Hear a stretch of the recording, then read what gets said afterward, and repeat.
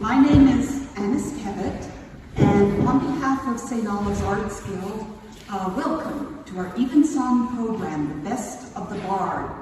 We're marking, of course, St. George's Day, as shown by the flag here, and we will also be bringing to you selections of the best-known drama and comedy to be found in the words of William Shakespeare, plus music. And I'll be providing the narrative in between. Well, all the world's a stage. And to set that stage, we first welcome a member of our St. Olave's Choir, Jose Maldonado, accompanied by our music director, Jeremy Tingle, to present a selection from those Tudor times.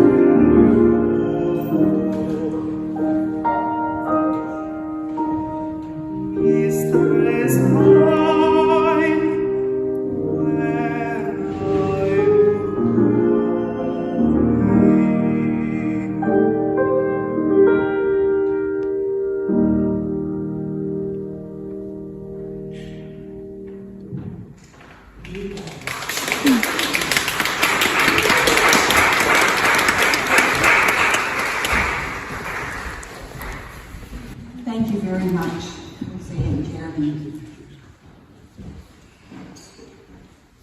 And now, William Shakespeare. He was a renowned English poet, playwright, and actor, born in 1564 in Stratford-upon-Avon. His birthday is most commonly celebrated on the 23rd of April, which is believed to be the date that he died in 1616 at the age of 52. He was buried in the sanctuary of the parish church, Holy Trinity. It's with this date in mind that we today celebrate the best of the bard.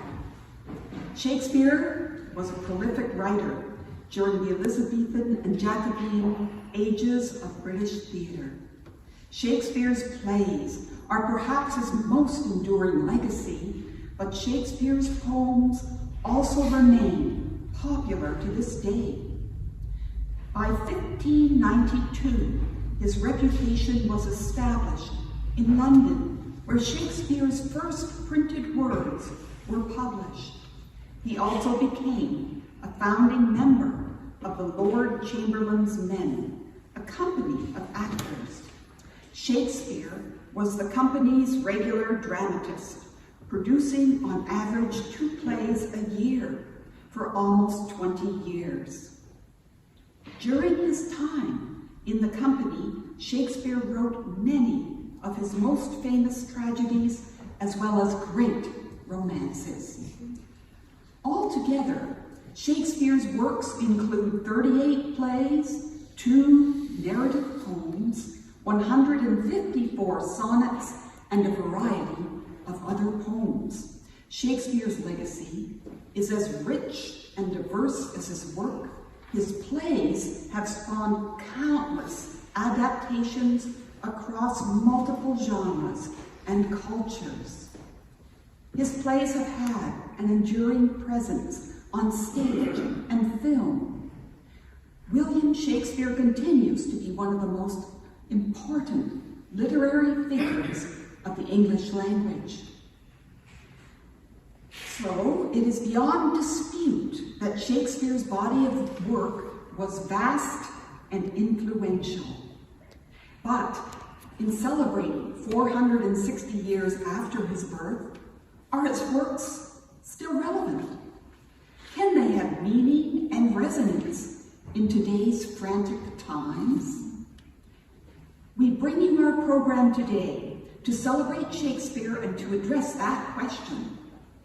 Our first example is influenced by politics. Certainly in today's world, strategy and strife have been influencing politics in many nations and on many levels.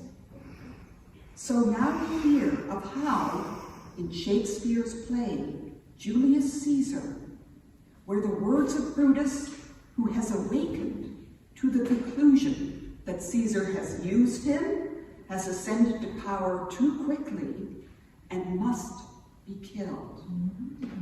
Removal from power, as read to us by David Hutchin. Lucius, what ho! Oh, I cannot by the progress of the stars give guess how I near today. Lucius, I say, I would it were my fault to sleep so soundly. When, Lucius, when? Awake, I say! When, Lucius? It must be by Caesar's death. And for my part, I know no personal cause to spurn at him, but for the general. He would be crowned. How that might change his nature, there's the question. It is the bright day that brings forth the adder, that craves weary walking. Crown him that, and then I grant we put a sting in him, that at his will he may do danger with. The abuse of greatness is when it disjoins remorse from power. And, to speak truth of Caesar, I've not known when his affection swayed more than his reason, but 'tis a common proof that lowliness is young ambition's ladder, whereto the climber upward turns his face, but when he once attains the utmost round, he then unto the adder turns his back, looks in the clouds, scorning the base degrees by which he did ascend that ladder. So Caesar may, then, lest he may prevent. Since the quarrel will bear no colour for the thing he is, fashion it thus, that what he is, augmented, would run to these and these extremities. And therefore think him as a serpent's egg, which hatched, would, as his kind grow, mischievous, and kill him in the shell.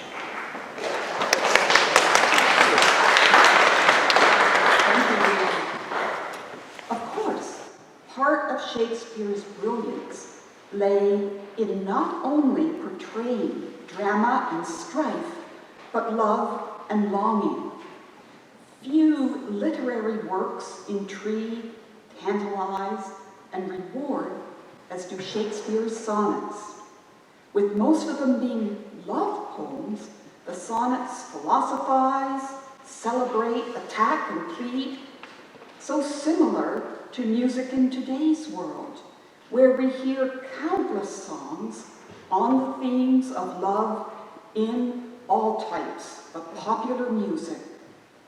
Shakespeare helped to set that vast template with his sonnets. A few of his most celebrated, sonnets 18, 30, and love and friendship through different ages, and will be read to us by Janice Douglas. Before I start, I just want to offer up a few additional comments to Anna's introduction today, because as we planned this event, I couldn't help but be struck, but in the last month, I've seen in Toronto a new dance production of Hamlet. I had the good fortune of being in the UK a couple of weeks ago, and I walked by the Globe Theatre in London, and the photo on the front of your bulletin is a colorful mural of his portrait in a railway underpass not far from the theatre. So indeed, more than 400 years after his death, Shakespeare's work continues to be performed, and more importantly, to inspire our other artists to create. But before I read these 3 sonnets, I want to take you all back to your high school or perhaps your university English classes to remind you of the form. A sonnet has 14 lines, and it tends to reflect on a single issue or idea, as Anna said, love and friendship, but other poets wrote sonnets as well, and that's part of the form. This one I forgot about until I Googled this. This is not just, I don't remember this. The sonnet usually takes a turn, which is called a volta, about 8 lines in, and then it resolves the issue by the end. Now, Shakespeare wrote his sonnets using an ABA, CDC, EFE, GG rhyming scheme. And he also wrote using iambic pentameter, which is a rhythmic pattern that consists of 10 syllables per line with an alternating stressed and unstressed syllables. So the pattern that emerges sounds something like da-dum, da-dum, da-dum, da-dum, da-dum. The sonnet writers before him used different rhyme schemes and rhythms, and Shakespeare was lauded for his innovation and his attempt to simplify the form. And I think it's really interesting to look at this, because in adhering to such constraints, the sonnet becomes a sort of a puzzle. It's a calculation within an established frame, and I think it makes it a little more interesting to sort of solve it. So to that end, I asked Annis if we can include the text of the sonnets in the programs, because I think that poetry isn't only intended to be heard, but also to be read. So I invite you to absorb it on your own later, or while I'm reading. Here's number 18. Shall I compare thee to a summer's day? Thou art more lovely and more temperate. Rough winds do shake the darling buds of May, and summer's lease hath all too short a date. Sometime too hot the eye of heaven shines, and often is his gold complexion dimmed. And every fair from fair sometime declines, by chance or nature's changing course untrimmed. But thy eternal summer shall not fade, nor lose possession of that fair thou owest, nor shall death brag thou wanderest in his shade, when in eternal lines to time thou growest. So long as men can breathe or eyes can see, so long lives this, and this gives life to thee.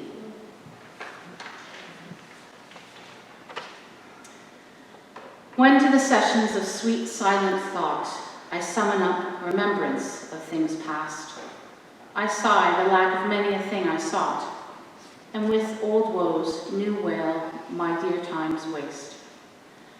Then can I drown an eye, unused to flow, for precious friends hid in death's stateless night, and weep afresh love's long since cancelled woe, and moan the expense of many a vanished sight. Then can I grieve at grievances foregone, and heavily from woe to woe tell o'er the sad account of fore bemoaned moan, which I new pay as if not paid before. But if the while I think on thee, dear friend, all losses are restored and sorrows end. To me, fair friend, you never can be old, for as you were when first your eye I eyed, such seems your beauty still, 3 winters cold, have from the forest shook 3 summers' pride. 3 beauteous springs to yellow autumn turned, in process of the seasons have I seen, 3 April perfumes in 3 hot Junes burned, since first I saw you fresh, which yet are green. Ah, yet doth beauty like a dial hand steal from his figure, and no pace perceived.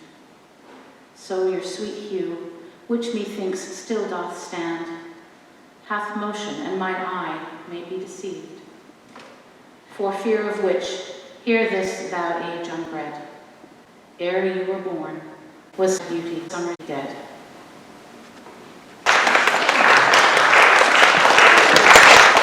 Thank you, Janice.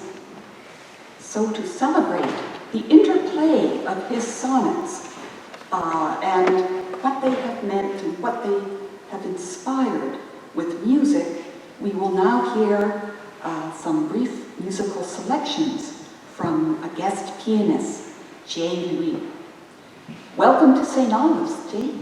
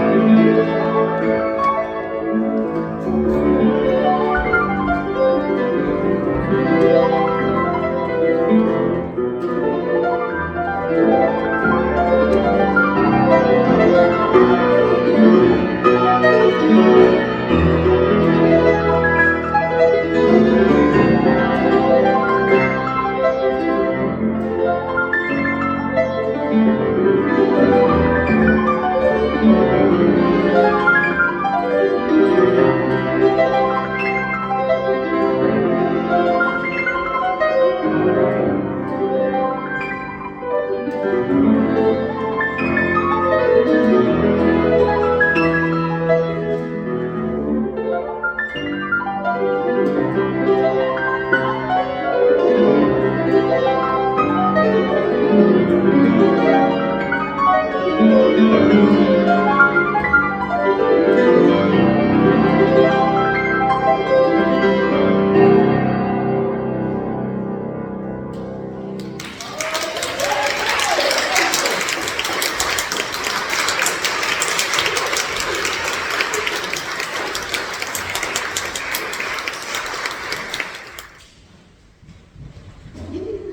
today's world, nothing grips the headlines as the struggles within nations and the grasp for some for power. These struggles have, of course, taken place throughout history, and Shakespeare often wrote of it. One stunning example is in the words of Richard III from the famous play of the same name. Jealous and crippled, Richard of Gloucester wants to be king of England, and uses manipulation and deceit to achieve his goal. He murders his brothers, his nephews, and any opposition to become King Richard III. We see the formation of this evil in Act 1, Scene 1, spoken to us today by William Allen. Now is the winter of our discontent, made glorious summer by this son of York, and all the clouds that lowered upon our house in the deep bosom of the ocean ferried. Now are our brows bound with victorious wreaths, our bruised arms hung up for monuments, our stern alarms changed to merry meetings, our dreadful marches to delightful measures. Grim-visaged war hath smoothed his wrinkled front, and now instead of mounting barbed steeds, to fright the souls of fearful adversaries, he capers nimbly in a lady's chamber with the lascivious pleasings of a lute. But I that am not shaped for sportive tricks, nor made to court an amorous-looking pass, I that am rudely stamped in one love's majesty, to strut before a wanton ambling nymph, I that am curtailed of this fair proportion, cheated of feature by dissembling nature, deformed, unfinished, sent before my time into this breathing world, scarce half made up, and that so lamely and unfashionable that dogs bark at me as I halt by them. Why, I in this weak piping time of peace have no delight to pass away the time, unless to see my shadow in the sun, and descant on mine own deformity. And therefore, since I cannot prove a lover to entertain these fair, well-spoken days, I am determined to prove a villain, and hate the idle pleasures of these days. Plots have I laid, inductions dangerous, by drunken prophecies, libels, and dreams, to set my brother Clarence and the king in deadly hate, the one against the other. And if King Edward be as true and just as I am subtle, false, and treacherous, this day should Clarence closely be mewed up about a prophecy which says that G of Edward's heirs, the murderer shall be. Dive thoughts down to my soul. Here Clarence comes.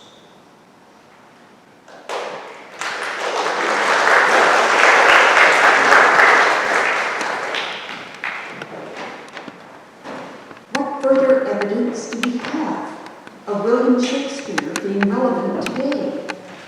In examining our contemporary online world, we are all aware with our cell phones, our devices, of the potential for hacking fraudulent emails, and scams. They can be in the form of promised windfalls or grandparent schemes, but in particular, there are romance scams.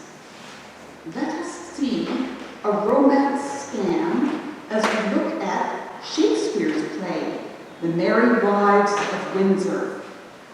To find a romance scam being played out by a desperate Falstaff with two women, Mistress Page and Mistress Ford, both married. Mistress Page and Mistress Ford compare their love letters from Falstaff and plot revenge against him, as read today by Kathy Hutchin and myself. What? Have I escaped love letters in the holiday time, my beauty, and am now a subject for them? Let me see.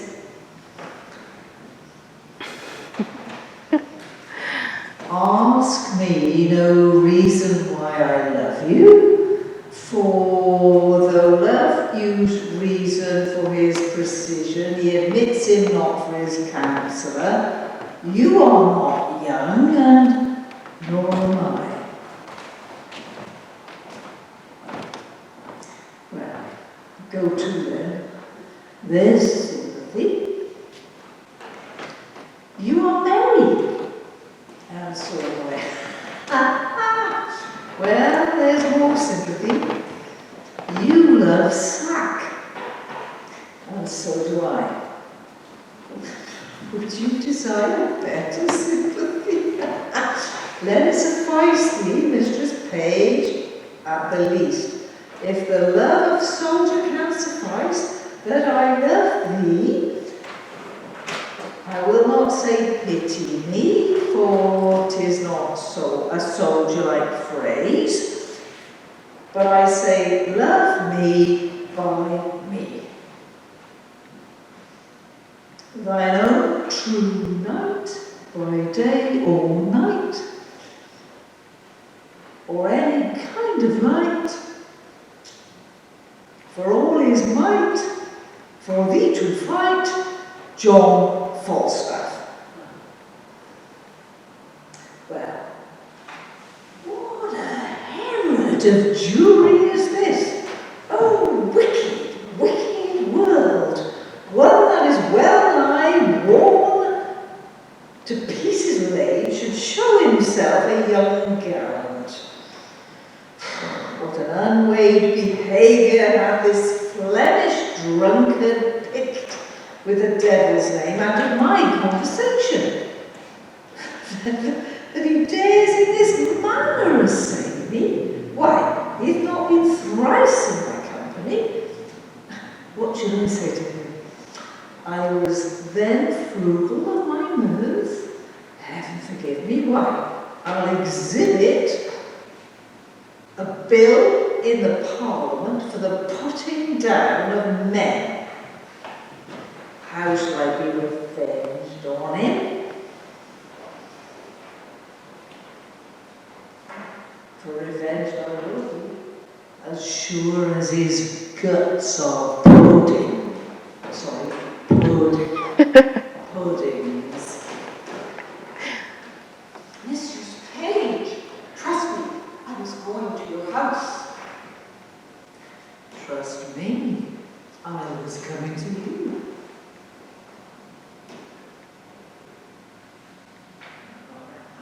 You look very ill. Oh, nay, I'll never believe that. I have to show to the contrary. But, faith, but you do in my mind.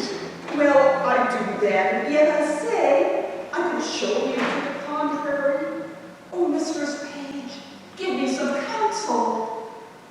Well, what's the matter, woman?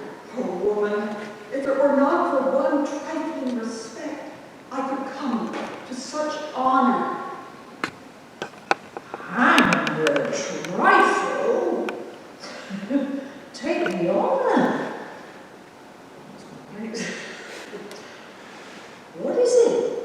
dispense with trifles, woman. If I could but go to hell, for an eternal moment or so I could be knighted. What thou liest, Sir Alice Ford?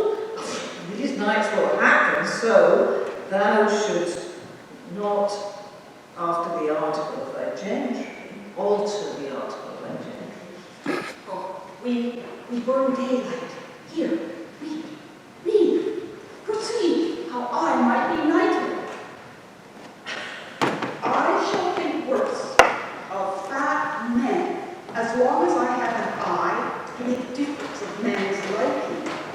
And yet, he would not swear, praise women's modesty, and be such orderly and well-behaved reproof to all uncomeliness that I would have sworn his disposition had gone to the truth of his words. But they no more do adhere and keep place together than the 100th Psalm to the tooth of green sleeves. What tempest I drove through this whale with so many tons of oil on his belly ashore at Windsor. How shall I be revenged on him? I think the best way were to entertain him with hope till the wicked fire of lust hath melted him in his own grease. Did you ever hear the like?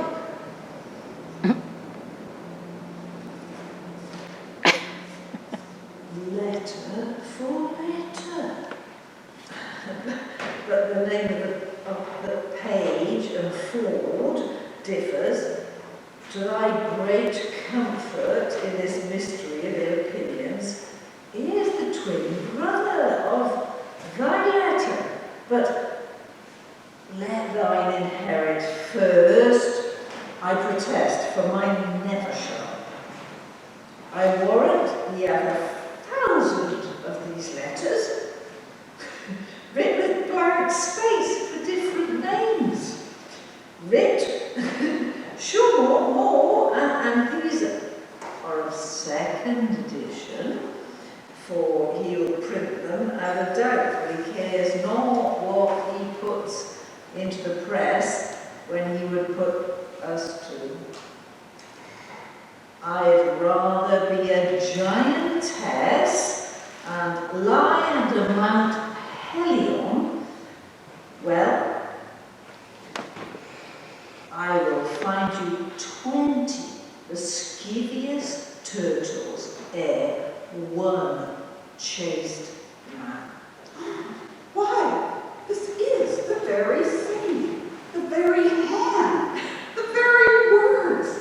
What doth he think of us? Nay, I know not.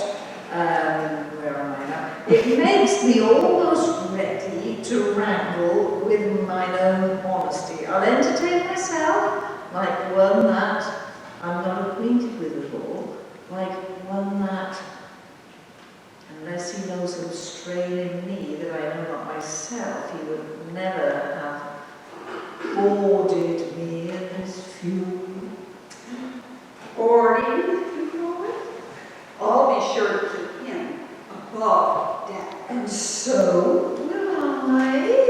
If he come under my hatches, I'll never to see again. Let's be revenged on him. Let's appeal against him and meet him. Let's give him a show of comfort in his suit and lead him on with a fine baited delay till he hath pawned his horses mine host of the Garter. Nay, I will consent to act any villainy against him that may not sully the cherries of our honesty. Oh, that my husband saw this letter, it would give eternal food to his jealousy. Look, where he comes. Oh, am I good man too, for is far from jealousy, as I am from giving in cause, and that I hope is an unmeasurable distance. You are a happier woman. Let's consult together against this greasy night. Come here.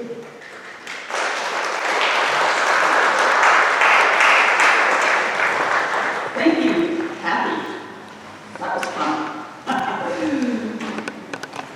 So, we see that in today's world, the works of William Shakespeare are as relevant as ever. So, please join me once again in thanking our readers, Kathy, David, Janice, William.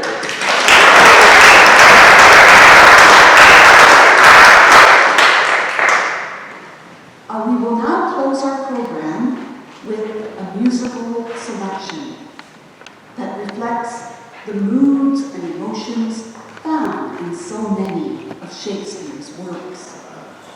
This selection is from our guest pianist, June Pompa.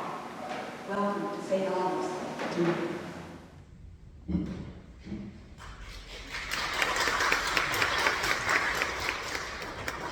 Hello everyone, thank you for having me here. It's a pleasure and I hope you enjoy the music.